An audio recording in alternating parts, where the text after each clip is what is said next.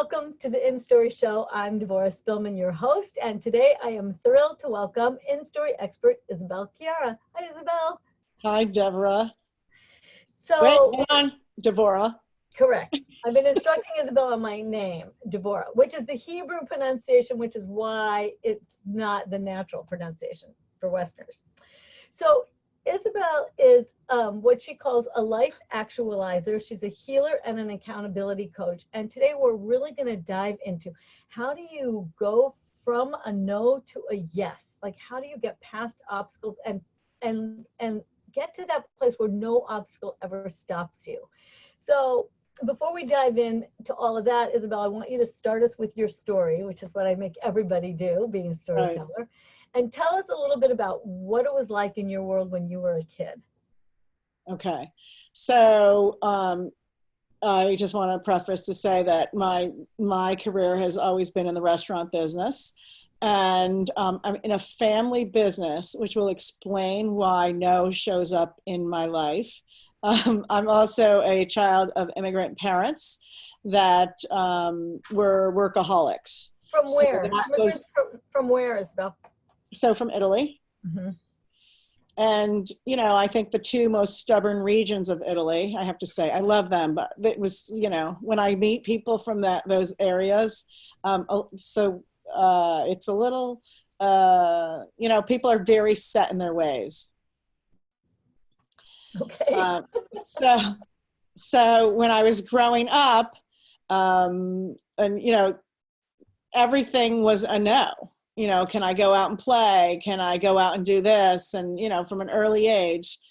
So in order probably to keep me safe or to help with chores or, you know, whatever. My mother was really great at if I wanted to go out when I was, you know, when I got to be the age of 12 and I wanted to go out and play, I was doing spring cleaning like 2 seasons prior. So I was doing spring cleaning in the autumn and winter cleaning in the spring, you know, and I was always like a few seasons behind because I would get up, hurry up, do my work and like try to run out and play. But there was always like something else, you know, like bringing me back in.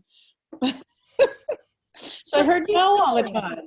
Right. So keep going with your story, Isabel. Where did all this start to take you in your life?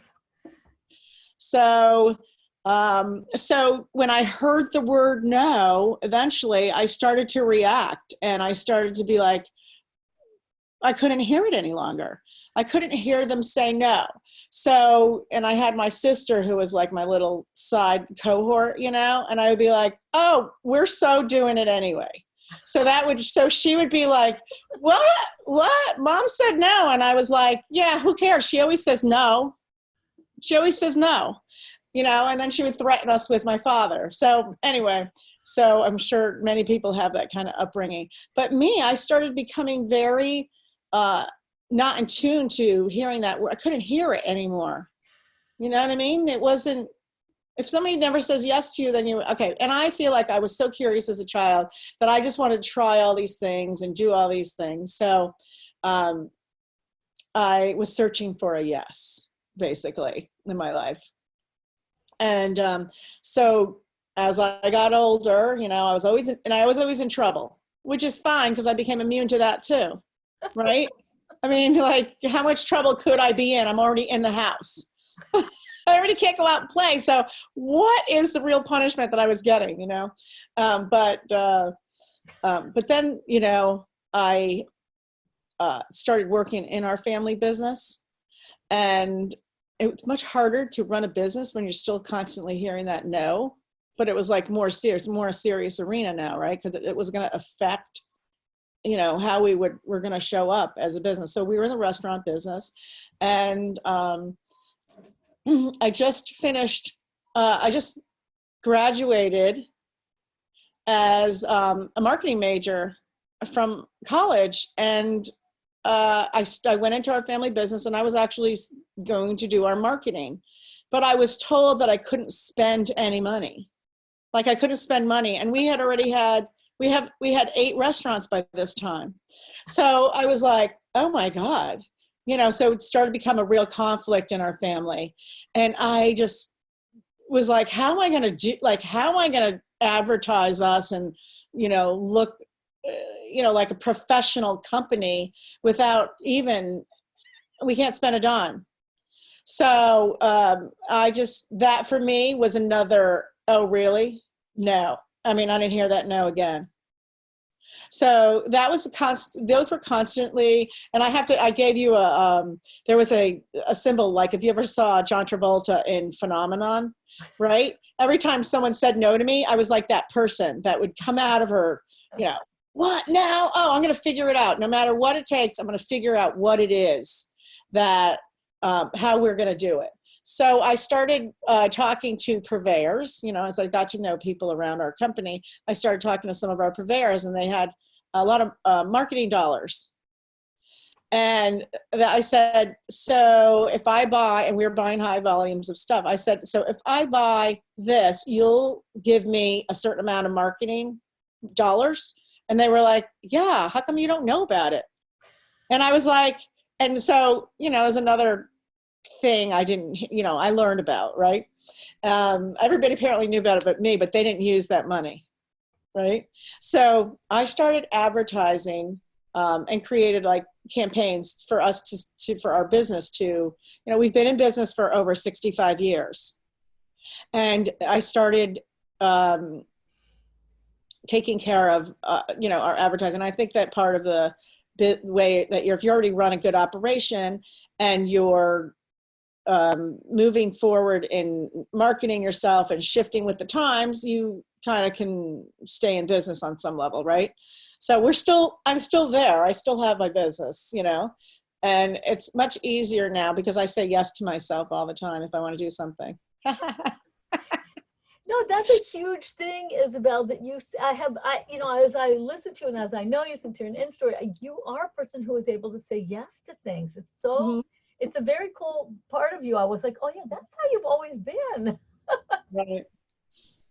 So it was interesting during that time too, that, when I started working and, I had developed that same workaholic ethos in my system, I needed something. I said to myself, and I did one of those come to God moments. And I said, oh my God, this cannot be it. I can't be working all these hours and have nothing else in my life. So I was walking down the street in Boston one day, and I found a pamphlet on the floor, on the ground, as I was walking, and it had creative visualization workshop on it. And I was like, oh my God. First of all, I don't even know why I picked up the paper because it was a rainy day, but I did. And I felt inside of me that I had to be there and I had to do it. Right. So for those of you who don't know, Shakti Gawan, one of the most powerful books she ever wrote, and her process is called creative visualization. And I feel like that's part of how I lived my life. I would use her process to shift things and to change things in my business, in my life, using that process, which became like just secondhand nature to me. And as a result, I see for other people, when I look at other people, I see their potential. I don't see them as they are sitting here answering me with their no's or their beliefs. I see what's possible for them. And part of the work that I do, which it touches my heart, because I mean, I have done it with all my employees. I always do it wherever I am, is to get a person to change their story about themselves or change their perception of themselves and create a bigger story for themselves. So actually being an InStory also has helped me to really get to that more expanded part of myself too, because as maybe I see things as a higher potential for everybody else, sometimes when you're just with yourself, you don't see that great a potential. I mean, I feel like I have a great big container, but it's still, it's not the potential for me, right? And that's part, in your group, that's kind of the, we get to see more. We get to expand our vision more and more. So that's just so powerful. And being in this group has been so powerful for me also. So right. And I bow to you. I bow to you. Back at you, my dear. No, but that I think is what's so amazing is that when we are in these groups of other inspired women who are really moving forward, it's like that thing you're talking about, that more possible becomes more possible, you know. And it's part of why I'm so passionate about inspiring my women to speak on my series like this, because I so know we have something to say and that what we have to say matters. And it's like what you're talking about saying yes to that bigger possibility. So, all right, so keep going, Isabel, and tell us a little bit more about, you know, like a little more of your story about how you have moved into really being a healer and, you know, Right. this growth for you. Keep Right. going. You know, it's so funny. We always meant to do an interview together, and here we are now, 3 I months know. after an interview, right? But thank you. So I couldn't live that life of just working all day long because, you know, my spirit was not, it was fun, but your spirit's not complete. Right.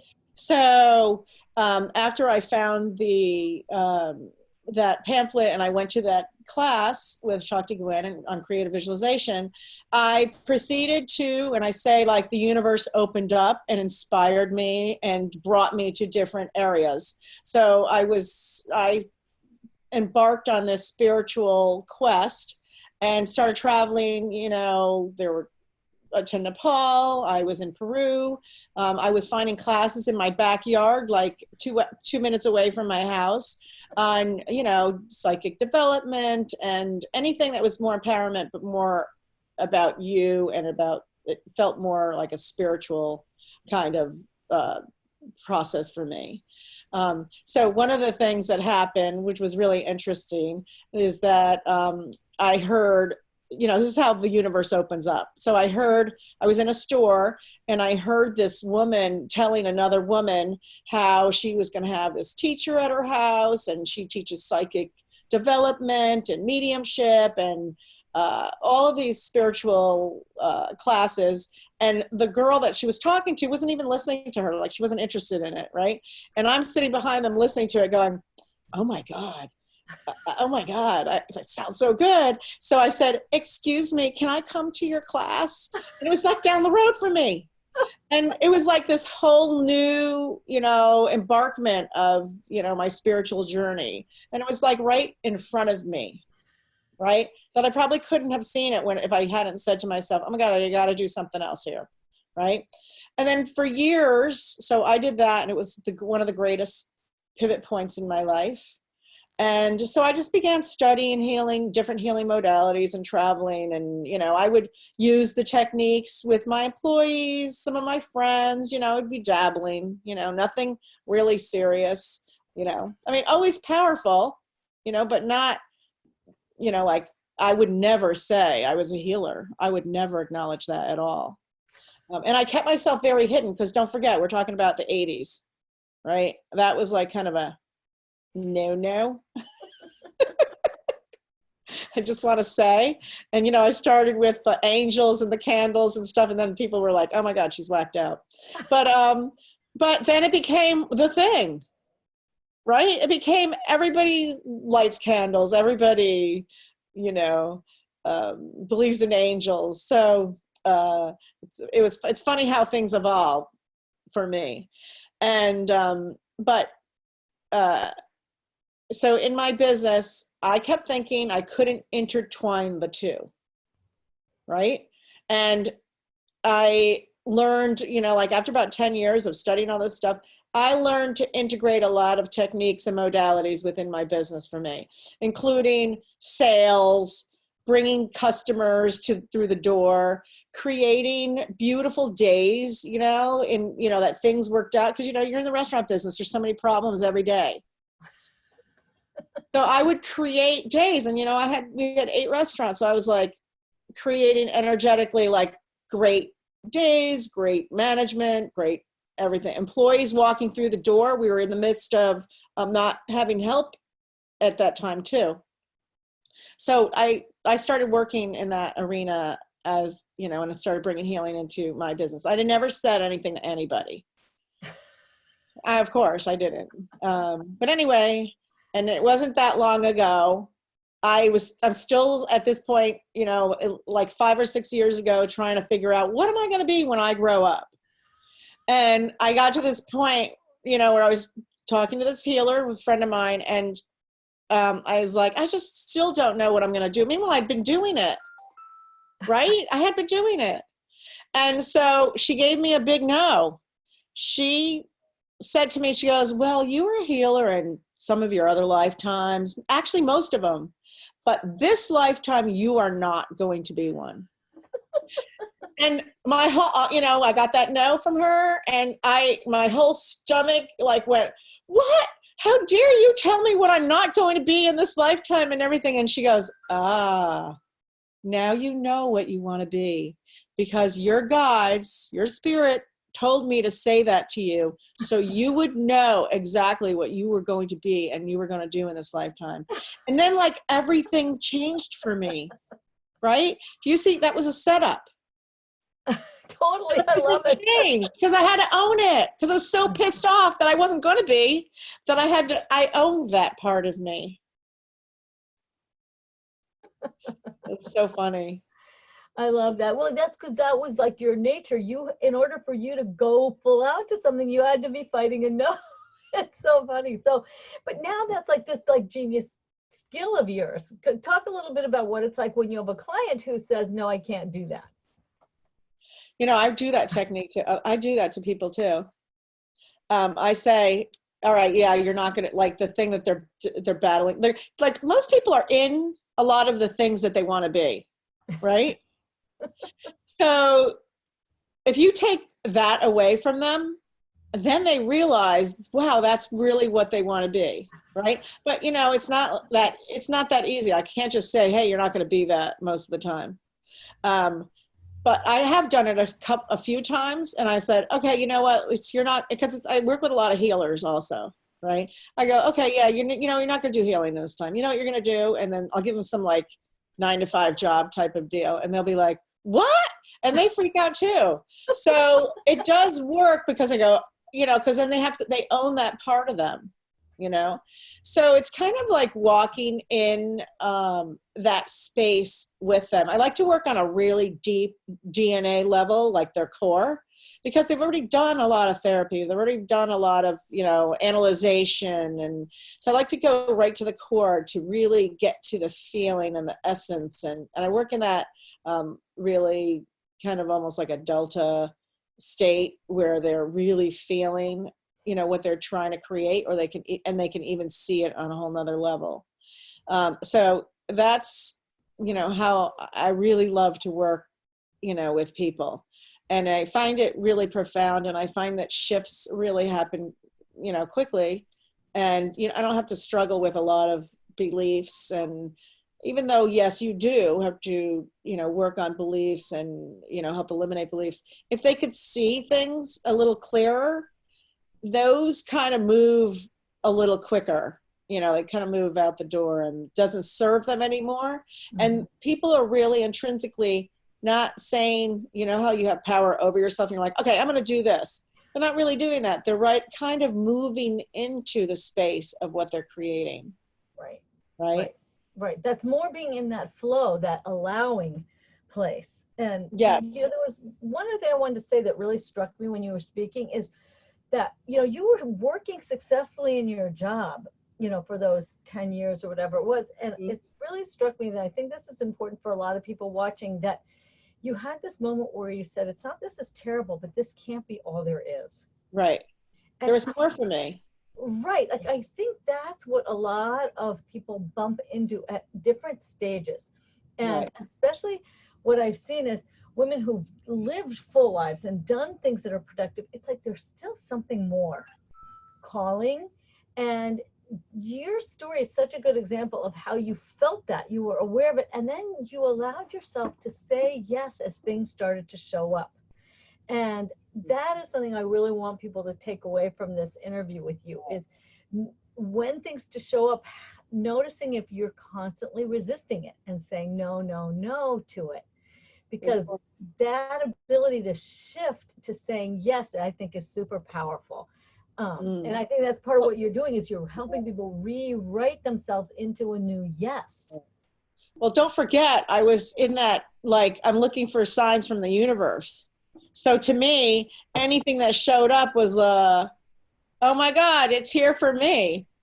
You know, it wasn't an accident. I didn't believe that there were things put in my place that were an accident. You Right, know? but a lot of people were never taught to think that way or to trust that. Right. It's part of these interviews and all the stories and all of us supporting each other is to give us a new level of trust of that way of knowing. Because often the thing that gets shown up to you is somebody else's no. Exactly. Yeah. Right? How you react to someone else's no. Right. Right. So you reacted by like, that's my yes. Your no is like, Yes. It's like intertwined in my brain. Right. But not everybody has that. And that's why I think we need each other. Right. Yes, because somebody who's no, someone else might be living a life that a no is a no. Yes. And they accept that and they embody that no, and that becomes, that other person's no becomes their yes, right? And so their container gets smaller and smaller. Right. So we have different, we all have different stories that were our struggles. And then our gift is how you help the next person shift. So no one can be in Isabel's presence and not have her move you out of your no into your yes. Like you can't, you will not be able to. Right. Saying that no. Exactly. So Isabel, tell us a little bit about the free gift you created. So I created this gift that's called the Pyramid of Possibilities, and it's a process, and it's a very deep process, and it's very life-changing because in it you get to resolve issues that you have with either family members, people, things that aren't moving for you, people that show up in your life that have said that you have a conflict with. And you get to bring them into this pyramid of possibilities and work the relationship out with your higher self. I mean, some of the results I've had is I do a lot with people and they're that have relationships with their husband and they're not communicating, they're not showing up. A lot of things that are going on with the relationship, and at least I want to say immediately the next day they're either speaking on a different level, right? Because you came to an agreement in this pyramid or this triangle between you and their higher self, and you've agreed to this new walk that you're going to take with that person.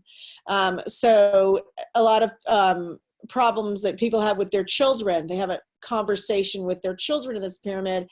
And I know it sounds really simple and it sounds really, but you're really communicating on a whole nother level with them, because when you're in a relationship and it's just not working out, you're not hearing the other person because you're standing there in kind of your righteousness on some level. But when you're talking from your higher self, there's a lot of other things that come into play. There's love, there's, understanding, you're listening, and it's a whole nother level of being. And it is at the level of your DNA.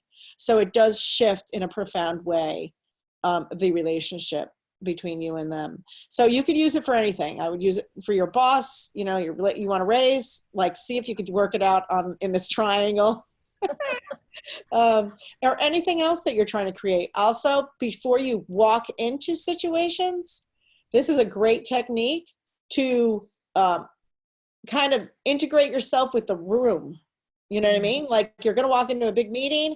You can have a meeting before the meeting in this triangle of everybody in the room and set your agenda already. And it's so powerful how the meeting will work, will kind of play out. Yeah. Because if you have a conflict walking into a meeting, that's really kind of what's going to play out. Right. No, and look, it's such a good, I encourage everyone, click the link, get Isabel's free gift, do this process, and you can do it a few times, and then you can share any results or questions or anything you have in the Facebook group. And a lot of the work we're doing in this series is to really help you see how much you can do this work in this other plane, in this other realm. And everyone here is giving you access to that in different ways because it's available to us now. And it's so powerful. You know, I've done this process with Isabel and it really shifted how I felt and the flow that I could feel. So it really is great. So get that process from her and be kind of brave to dive in. So Isabel, as we're coming kind of towards the end, maybe can you share a few last words of inspiration? So, yeah, so if anyone's stuck in their life, you know, I would highly recommend just going into the imagination, which is something that you speak about quite a bit, and really open up your imagination to what's possible. And if you have words that you're saying or beliefs that you're talking about that aren't going to promote that inside of you or not going to support that, then really actually figure out what they are and find someone to work with that it's going to help you like dispel all those beliefs you have. I would love to take people through that process and just, you know, it hurts me to see someone living a smaller life than what's available to them. It kind of makes me feel sad. So, you know, contact me, contact Devorah, and let somebody know that you're struggling or that you're not living your full out life. 100%. And what you're going to get, so start by clicking the link and get the guided process. It's already made for you. And then you'll have a follow-up link if you want to talk to Isabel further. She'll have a free follow-up session for you. And then we'll all be available in the Facebook group because we really want you to come out of hiding. It's finally your turn and to dare to be seen. That's our theme. So no more staying stuck. It's time to come out of hiding. So Isabel, thank you so much. Thank you. Love who you are, what you do in the world. It's inspiring. And it's really a message for everybody that you don't have to settle for less. Really, you can say yes to whatever it is that's calling you forward. Right. And so, that's what you also do in the work, and it's so amazing. And you touch so many people's hearts. It's very meaningful that when we do this, and there is an opening in the world right now, like you were saying, like it's just more acceptable. It's more, or there's more of an opening. Right. So thank you. Thank you. As I say in farewell from all my shows is remember to go out in the world and share your story, live your purpose, and be a blessing. Bye, folks. Bye.